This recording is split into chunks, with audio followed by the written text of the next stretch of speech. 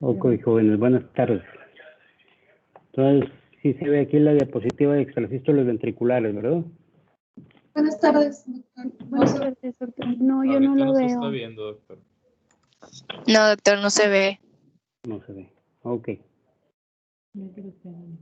Permítame un momentito.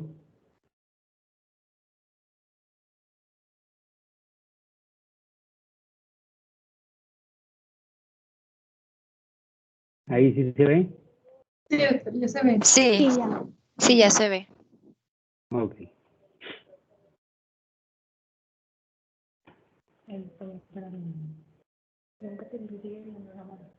Sí se ve, ¿verdad? Bueno, el día de hoy vamos a empezar con lo que son las arritmias originadas a nivel del ventrículo y empezamos de nuevo con lo que son las extrasístoles ventriculares. Desde el punto de vista electrocardiográfico, estos problemas del ritmo se van a caracterizar por ser latidos ventriculares adelantados, en donde el complejo QRS va a ser de morfología diferente a la sinusal. Va a adquirir la imagen de bloqueo, una imagen semejante a bloqueo de rama. En este caso, si las extrasístoles originan del ventrículo izquierdo, van a tener una imagen de bloqueo de rama derecha y las extrasístoles originadas del ventrículo derecho darán una imagen de bloqueo de rama izquierda. Otro dato importante que la va a caracterizar es esto, es un intervalo de acoplamiento fijo. ¿Esto por qué? Porque las extrasístoles son dependientes del latido sinusal previo y además van a tener una pausa compensadora completa. De acuerdo a su configuración, vamos a poder establecer con cierta aproximación el lugar de origen de las extrasístoles. Así decíamos, cuando hay una imagen de bloqueo de rama derecha con eje del QRS desde a la izquierda, esto nos sugiere un origen en la región posterior inferior del ventrículo izquierdo. Si la imagen de ventrículo de rama de bloqueo, si la imagen de bloqueo de rama derecha se asocia a un eje de QRS desviado a la derecha, esto nos va a sugerir un origen en la región anterolateral del ventrículo izquierdo. Ya habíamos dicho ahorita, una imagen de bloqueo de rama izquierda, pues nos sugiere un origen de la extrasístole en el ventrículo derecho. Si el QRS de las extrasístoles son positivos en todas las derivaciones precordiales, es decir, hay una concordancia positiva, esto nos sugiere un origen en la base de los ventrículos, y por el contrario, un QRS con negatividad predominante en precordiales, es decir, una concordancia negativa, nos va a sugerir un origen en la región apical de los ventrículos. La forma de presentación de las extrasístoles es muy variada. La podemos dividir, de acuerdo a su presentación, en extrasístoles ventriculares aisladas, frecuentes, monomórficas, polimórficas, en parejas, como carreras de taquicardia ventricular, bigeminadas, trigeminadas.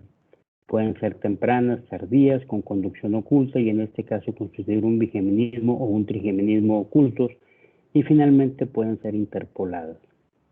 De todas estas formas de presentación, la única extrasístole verdadera es esta, las extrasístoles interpoladas. Todos los demás deberemos llamarles simple y sencillamente latidos prematuros ventriculares.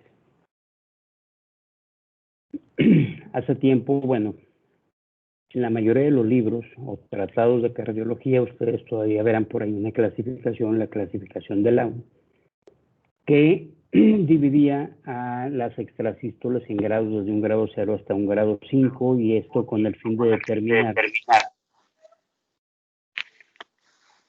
¿Mande, perdón? Bueno, esto era, decía la clasificación de Laun, tenía como objetivo determinar qué pacientes con extrasístoles deberían recibir tratamiento antiarrítmico. Sin embargo, a través del conocimiento de este punto, el punto número 11, conducción oculta, la presencia de bigeminismo o trigeminismo oculto, se echó por tierra el valor de esta clasificación y desde hace aproximadamente 45 o 50 años que se ha demostrado que esta clasificación no nos sirve para nada. ¿Cómo determinamos o cómo hacemos el diagnóstico de extrasístoles ventriculares ocultas? La presencia de un bigeminismo oculto se define porque los complejos sinusales normales que están entre dos extrasístoles siempre tendrán un número impar. Y en el trigeminismo oculto siempre se va a cumplir esta regla. Es decir, los complejos sinusales normales que están entre dos extrasístoles siempre cumplirán la regla del 3 por n más 2, donde n será cualquier número. 3 por 0, 0 más 2, 2, 3 por 1, 3 más 2, 5, 3 por 2, 6 más 2, 8, etcétera, etcétera. Entonces, el intervalo de acoplamiento es este, vean, el espacio que hay entre un latido sinusal y la extrasístole que le sigue. En el caso de las extrasístoles, repito, como este foco, el foco extrasistólico es dependiente del foco sinusal, entonces siempre tendrá un intervalo de acoplamiento fijo. Y decimos que este intervalo de acoplamiento es fijo cuando las variaciones entre uno y otro no superan 8 centésimas de segundo, es decir, 2 cuadritos pequeños. Si no supera esto, entonces hablaremos de intervalo de acoplamiento fijo. Si es mayor a esto, hablaremos de intervalo de acoplamiento variable y esto nos dará el lugar o nos dará origen al diagnóstico de una parasistolia ventricular más que una extrasístole. Entonces vean aquí, por ejemplo, tenemos obviamente aquí un ritmo sinusal y de pronto empieza extrasístoles, ¿sí? Y tenemos un latido normal, un extrasístole, uno normal, un extrasístole, uno normal, un extrasístole. Entonces esto me constituye un bigeminismo ventricular. ¿Sí? Y si se fijan, la morfología del extrasístole siempre es igual. Entonces aquí hablamos de extrasístoles ventriculares monomórficas. ¿Sí? Aquí es una extrasístole ventricular muy temprana que aparece casi sobre la onda T. Recuerden que a este punto constituye lo que conocemos como periodo refractario relativo, la fase 3 del potencial de acción, y cuando un extrasístole cae aquí, pues me puede generar, a través de un fenómeno que se conoce como R sobre T, me puede desencadenar una taquicardia o una fibrilación ventricular.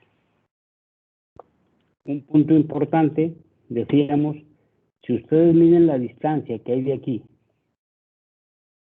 de este latido sinusal previo a la extrasístola y el latido sinusal que le sigue,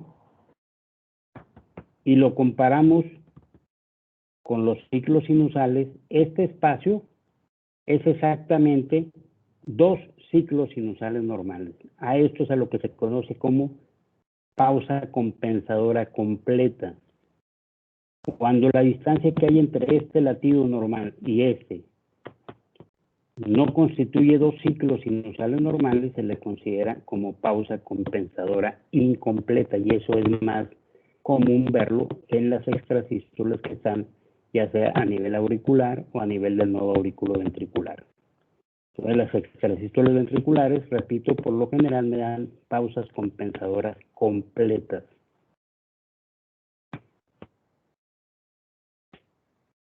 Entonces de nuevo aquí una extrasístole aislada, ¿verdad? Vean, complejo QRS muy alto. Aquí una extrasístole que cae prácticamente sobre una onda T y que me va a desencadenar una carrera de taquicardia ventricular monomórfica. ¿Por qué monomórfica? Porque todos los complejos son parecidos entre sí, no hay cambios. ¿Ok? Para hablar de una carrera de taquicardia ventricular con que estén 3 extrasístoles seguidas, ya eso me constituye una carrera de taquicardia ventricular. Aquí, vean, de nuevo tenemos extrasístoles, pero si se fijan, tienen morfologías diferentes cada uno de ellos. Estos son extrasístoles ventriculares polimórficas. Anteriormente se conocían como multifocales. Aquí tenemos de nuevo extrasístoles ventriculares, pero vean, a diferencia de estas, que están muy altas, que son delgaditas, que no tienen muescas ni nada por el estilo, estas extrasístoles son chaparritas, son anchas, están con muescas. ¿Sí? Estas se consideran como extrasístoles malignas.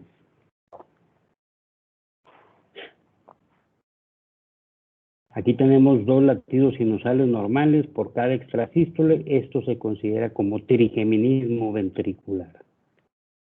Aquí tenemos 2 extrasístoles seguidas. A eso se le conoce como parejas. Extrasístoles ventriculares en parejas o pareadas. ¿Sí? Bueno. Y en este, básicamente, si se fijan, estas son extrasístoles, pero la distancia que hay entre aquí y esto es exactamente la misma distancia que hay entre estos 2 complejos QRS que no tienen extrasístoles, es decir, no hay pausa compensadora. Esta constituye una extrasístole ventricular interpolada. La falta de pausa compensadora. ¿Sí, jóvenes? Sí. Actualmente, nosotros seguimos estos criterios para decidir qué paciente con extrasístoles ventriculares requiere manejo farmacológico. Utilizamos los criterios de malignidad de Leo Chambrot y de acuerdo a esto clasificamos a las extrasístoles como benignas, potencialmente malignas o malignas. Y buscamos en las extrasístoles la presencia de alguno de estos 8 puntos. Obviamente, para decir que una extrasístole es benigna, no debe tener ningún punto. Ya con que tenga un punto es una extrasístole potencialmente maligna. Y mientras más puntos se sumen, mayor la malignidad de la extrasístole. ¿Ok? Y de acuerdo a Leo Chambrot, las características de las extrasístoles o de la malignidad de una extrasístole es, número 1, QRS chaparritos, que midan menos de 20 milivoltios de voltaje. QRS gorditos, de más de 120 milisegundos de anchura. Y además, con empastamientos en la rama ascendente o la rama descendente. La presencia de un ST isoeléctrico, una onda T acuminada y simétrica, que exista concordancia en la polaridad del complejo QRS con la onda T, es decir, en aquellas derivaciones donde tengo complejo QRS positivo con una imagen de bloqueo de rama izquierda avanzado que también tenga ondas T positivas, o en las derivaciones donde el QRS es negativo, ondas T negativas. A eso me refiero con la concordancia. Después la presencia de ondas Q y finalmente imagen de bloqueo de rama izquierda, pero siempre y cuando esta imagen de bloqueo de rama izquierda se asocie a cualquiera de los demás. ¿Ok? De hecho, no sé si han visto ustedes, yo como una forma de mnemotecnia, a estos 3 primeros puntos les llamo el signo de las Marías. Si recuerdan cómo son las Marías, las inditas que están en la calle ahí en las esquinas vendiendo dulces, ¿cómo son, jóvenes?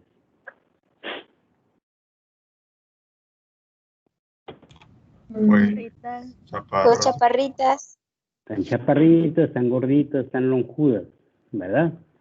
Entonces, para fines prácticos, hagan de cuenta que ustedes están viendo eso en un complejo QRS. Es un complejo QRS chaparrito, está gordito y tiene lonjitas, tiene empastamientos.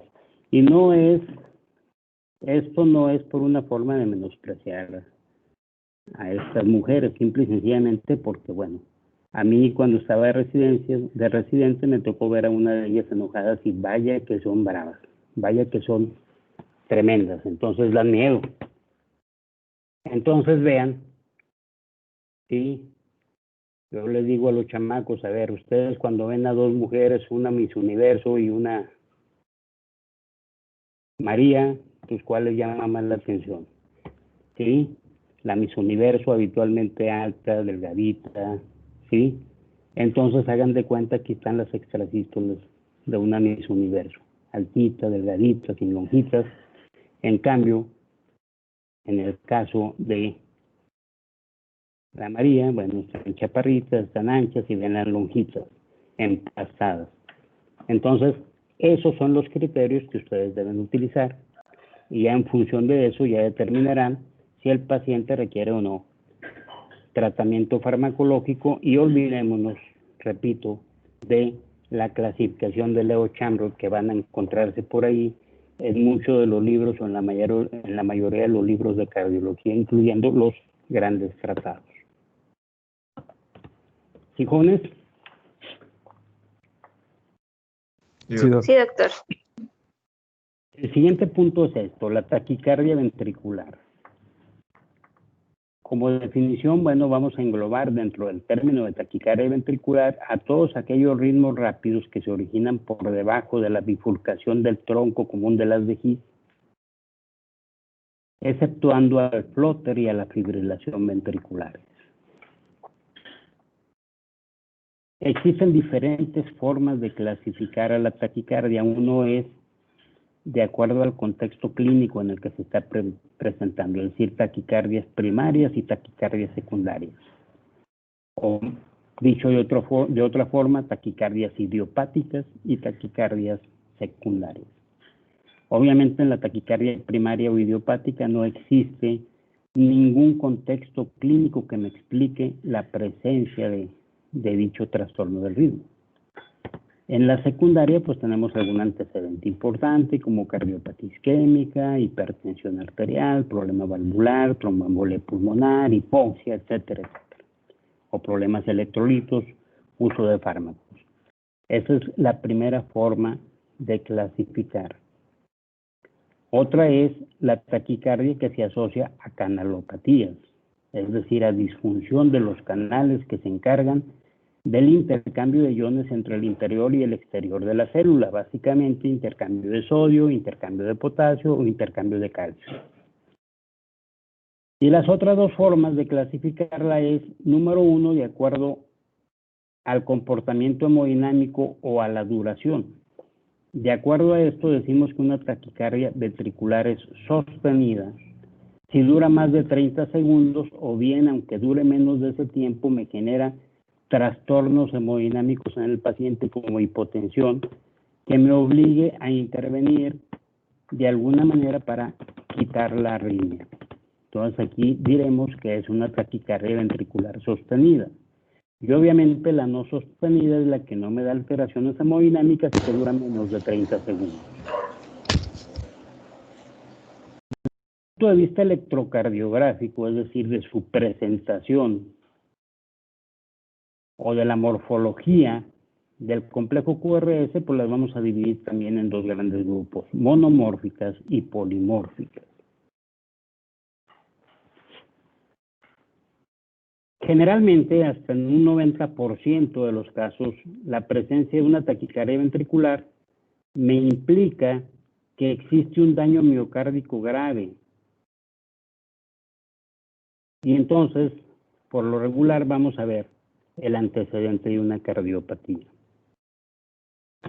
Pero en alrededor del 10% de las taquicardias ventriculares no sostenidas, las vamos a ver en pacientes que no tienen cardiopatía de base apreciable en el examen físico y en este caso les vamos a llamar taquicardias ventriculares primarias o idiopáticas. En relación a su etiología, estas son las primeras causas. El 90% se engloba en dos patologías importantes, cardiopatía isquémica o miocardiopatías, sobre todo la dilatada o la hipertrófica. Esas dos causas constituyen el 90% de las taquicardias ventriculares. Obviamente domina en el isquémico. 70-75% del origen de la taquicardia ventricular es isquémico. 15-20% alguna miocardiopatía dilatada o hipertrófica y el 10% restante puede ser causado por una cardiopatía hipertensiva, por enfermedad valvular cardíaca, por una miocarditis por trastornos electrolíticos, o metabólicos, por hipoxia, o bien por este fenómeno que ponemos aquí como número 5, un efecto proarrítmico, es decir, recordar que todos los fármacos en general tienen el potencial de desencadenarme arritmias más graves que aquella que yo estoy tratando. A eso se le conoce como proarritmia. ¿Ok?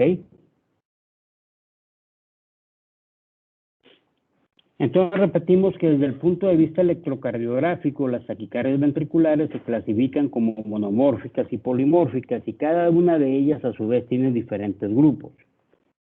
Así las taquicardias ventriculares monomórficas se dividen en taquicardia ventricular clásica, taquicardia ventricular idiopática, taquicardia ventricular lenta o también conocida como ritmo idioventricular acelerado, y taquicardia ventricular parasistólica.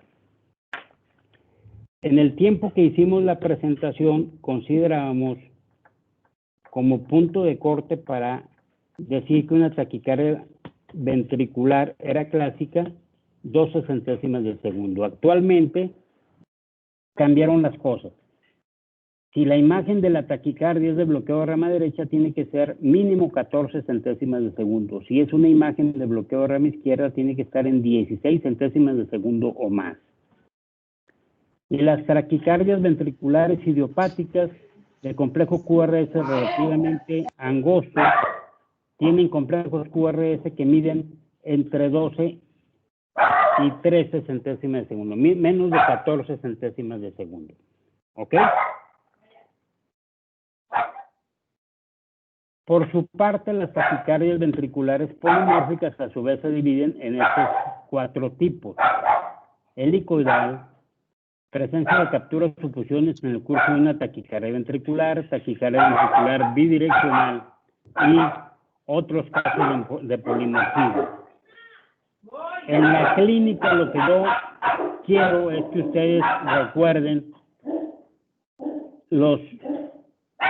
el tipo 1 y el tipo 3, es decir, la taquicardia ventricular helicoidal y la taquicardia ventricular bidireccional.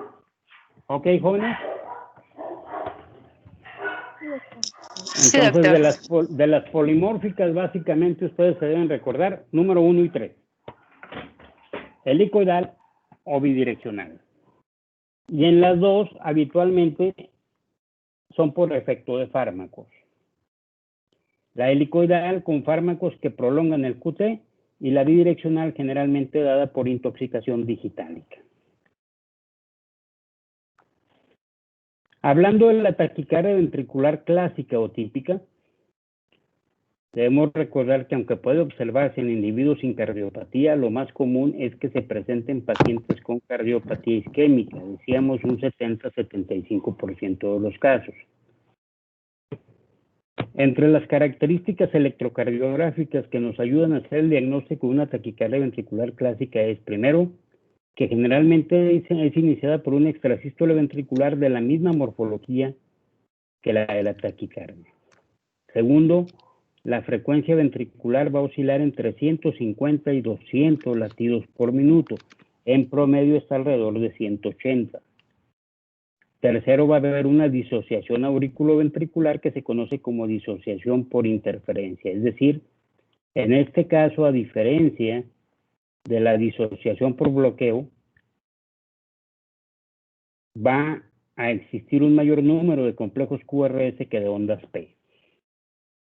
Después, la presencia de una concordancia negativa del QRS en las precordiales, al menos de B2 a B6, o complejos puramente positivos, es decir, una concordancia positiva del QRS en precordiales. Otro dato, la presencia de complejos de fusión o captura.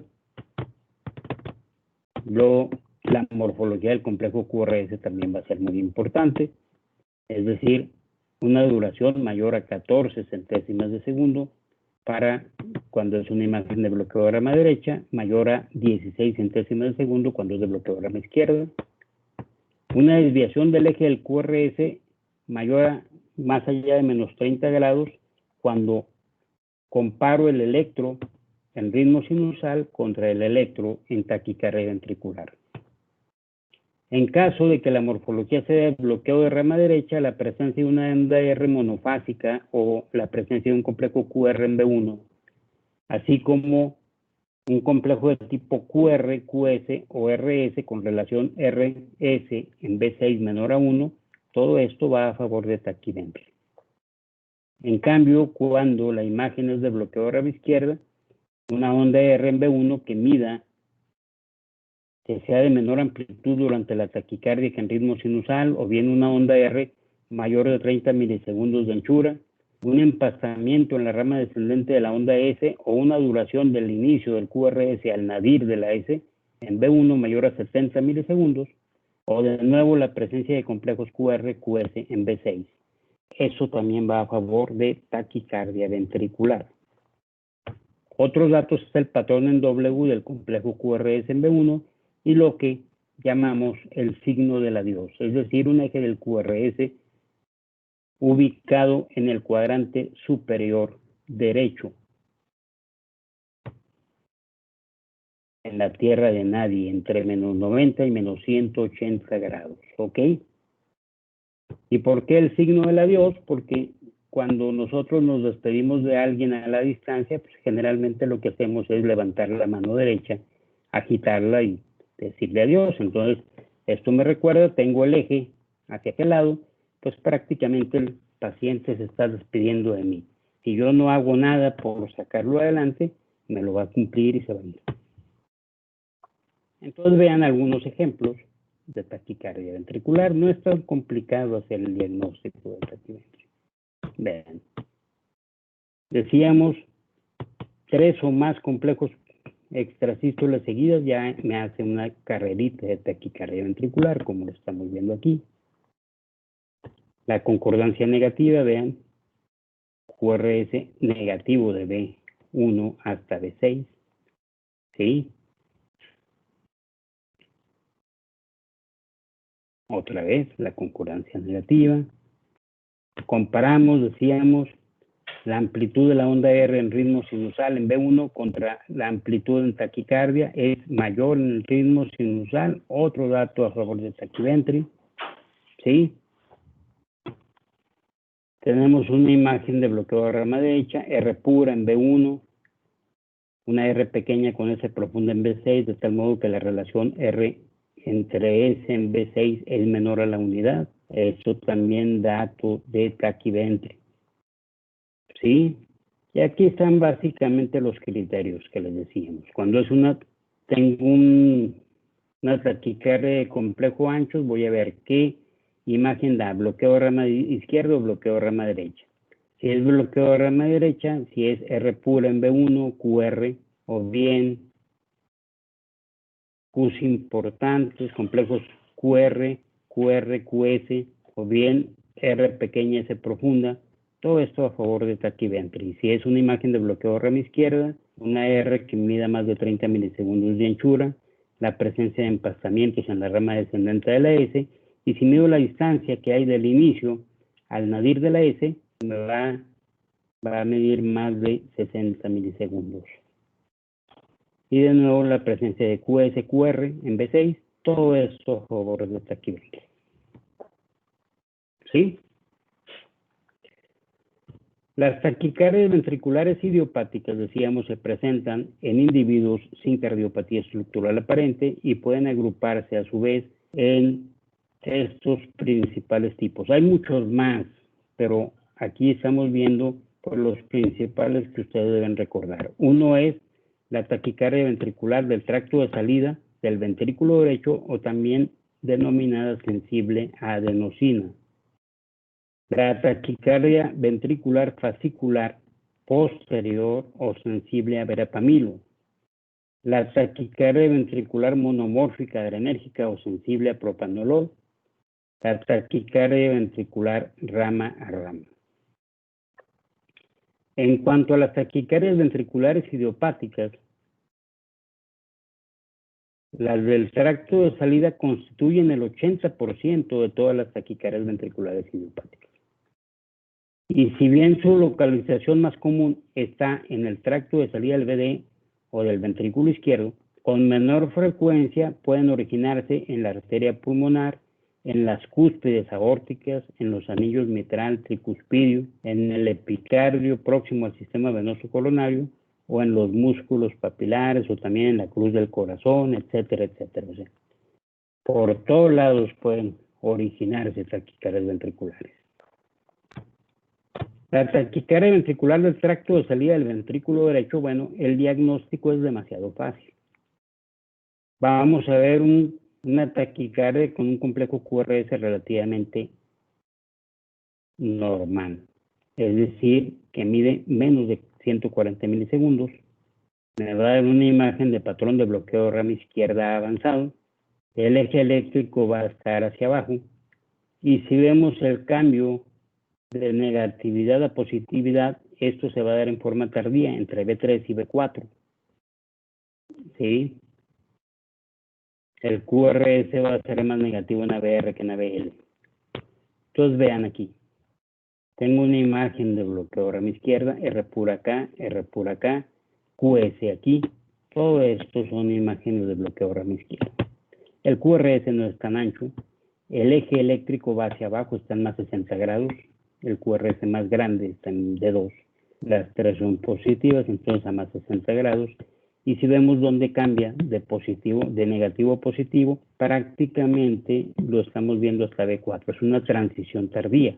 Esto característico de una taquicardia del tracto de salida del ventrículo derecho, y como en su génesis se encuentra un exceso de AMP cíclico, entonces estos pacientes pueden ser manejados con adenosina. Y de nuevo aquí vemos un QS tanto prácticamente en BR como en BL, y vean cómo en BR es más profundo. A diferencia de esto, cuando la taquicardia se origina en el tracto de salida del ventrículo izquierdo, de nuevo voy a tener un QRS menor a 140 milisegundos, un patrón de bloqueo de rama izquierda en B1, pero ahora la transición, el cambio de negativo a positivo se da antes de B3. Y en este caso hay QS en ABL y en ABR, pero es más profundo en ABL. Como lo vemos aquí. Aquí se ve más ancho porque está agrandado, pero no. Realmente es angosto, y vean una imagen aquí de bloqueo de rama izquierda, y hay positividad, cambio de negativa a positivo en B2. Tracto de salida del ventrículo izquierdo. La taquicardia ventricular fascicular posterior, o también conocida como sensible verapamilo, de nuevo QRS de menos de 140 milisegundos, pero aquí la clave está en que en B1 voy a tener un patrón de bloqueo de rama derecha, pero en el plano frontal el eje va a estar hacia arriba, ya sea en el cuadrante superior izquierdo o en el cuadrante superior derecho, como lo ven aquí. Ven. Aquí tengo positivo, en cambio acá es negativo. El eje eléctrico está hacia arriba, cuadrante superior derecho. Concordancia negativa en D1, D2, D3 o signo del adiós. En la sensible a propanolol es exactamente lo contrario. Al QRS, que mide menos de 140 milisegundos de anchura, se asocia un patrón de bloqueo de rama izquierda en B1, pero con un eje del QRS en el plano frontal desviado hacia la derecha. Y como su nombre lo dice, el manejo farmacológico de estos pacientes es a base de beta bloqueadores. ¿Sí, jóvenes? En la taquicardia ventricular epicárdica, lo único que, de todos estos datos que vienen aquí, el que quiero que recuerden es el punto número 2, es el clave. Ninguna otra taquicardia me da complejos tan anchos. QRS que dure más de 210 milisegundos, señores, esto viene del epicardio. ¿Y por qué es importante? Porque de pronto tratan de ablacionar un foco de taquicardia ventricular, y luego están ahí quemando, como pasó una vez aquí en la 71, estaban tratando de quemar un foco por vía endocárdica, pues no, nunca le iban a dar, puesto que el foco estaba por epicardio. Entonces, ¿qué hicieron? Entran, funcionan hacen una punción pericárdica, y ahí queman y se acabó el problema. Bueno. La taquicardia ventricular lenta, o también conocida como ritmo idioventricular acelerado, se caracteriza porque es una arritmia con las características morfológicas propias de la taquiventri, pero en este caso la frecuencia ventricular media oscila entre 60 y 110 latidos por minuto. ¿Sí? Estas son taquicardias relativamente frecuentes, aunque fugaces, en la fase aguda del infarto del miocardio, sobre todo en aquellos infartos que se localizan en la región inferior o inferolateral y en aquellos pacientes tratados con medicamentos trombolíticos. Esta es la arritmia clásica de reperfusión, jóvenes. ¿Sí?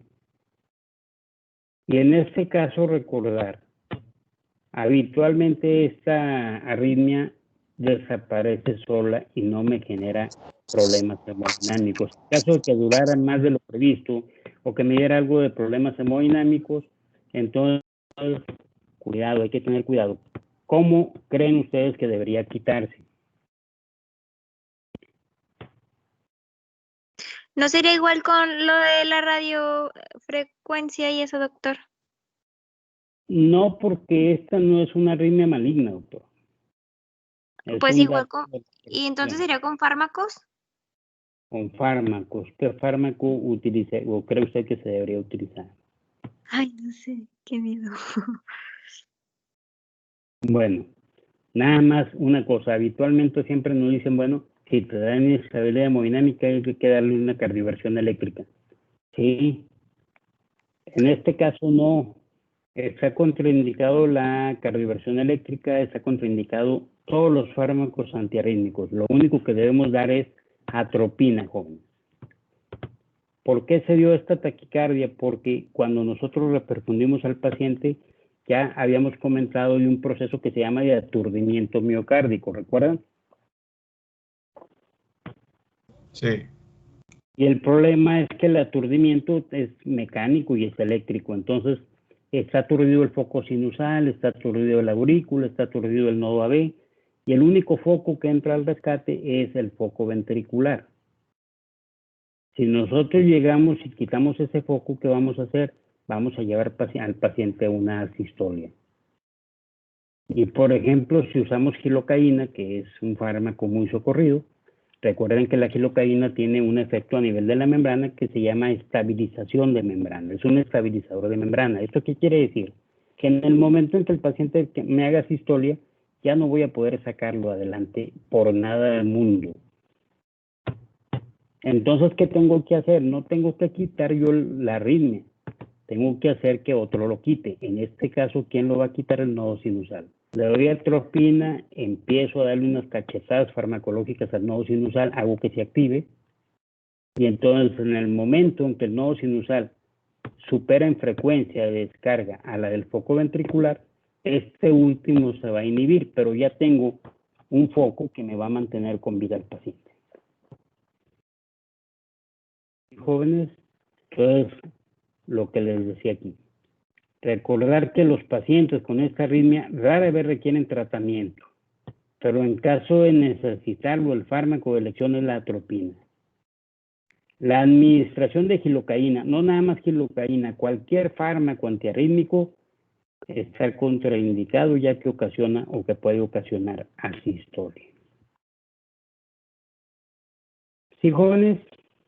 ¿Alguna pregunta? No, todo bien, doctor. Bueno, jóvenes, el día de hoy vamos a dejarle aquí. Muy bien. ¿Mañana qué veríamos, doctor? Vamos a seguir con esto, con lo que son los algoritmos para hacer el diagnóstico diferencial entre una taquicardia de QRS ancho, entre una ventri y una supraventricular aberrada. ¿Sí? Entonces, lean, por favor, los algoritmos. Ay, ¿me vuelve a repetir, doctor? Es que iba a anotar. O sea, los algoritmos para diferenciar el origen ventricular de una supraventricular aberrada en una traqui de QRS ancho. Lo que es el algoritmo de Brugada, el algoritmo de Berecki. ¿Sí? Muy bien. Muy bien, jóvenes. Entonces, Nos vemos mañana, si Dios quiere, jóvenes. Ok, Mañana, doctor, muchas gracias. Hasta mañana. Hasta mañana. Muchas gracias, doctor. Gracias. Hasta Buenas mañana. tardes, jóvenes. Gracias. Mañana. Igualmente, gracias. Gracias, doctor. Bye. Adiós.